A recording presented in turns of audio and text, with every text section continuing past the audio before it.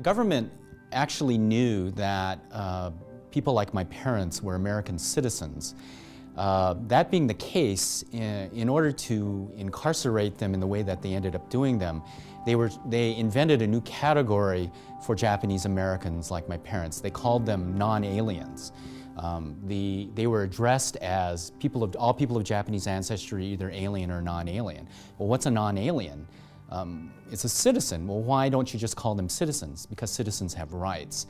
Almost everybody of Japanese ancestry cooperated voluntarily, so they were not rounded up in the sense that they were dragged out of their homes. The whole process was remarkably orderly.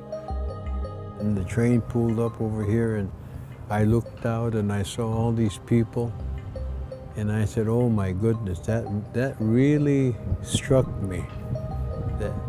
And then as we got off and we were assigned to our barracks, that sort of feeling sort of melted away. But when I first got off the train here, it was really traumatic for me.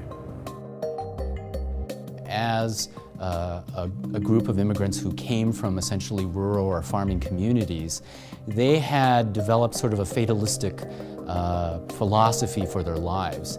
The Japanese themselves have a philosophy that there are things that happen to you, happen to all people, that are out of their control. And they have a phrase for that, which is shigataganai, which means it can't be helped.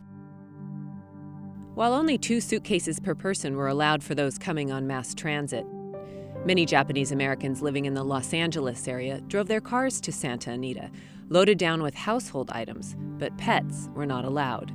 Japanese Americans knew that their stay at Santa Anita would be temporary. What they didn't know was where in the interior they would be going, or when. They drove here, and the infield was just filled with cars.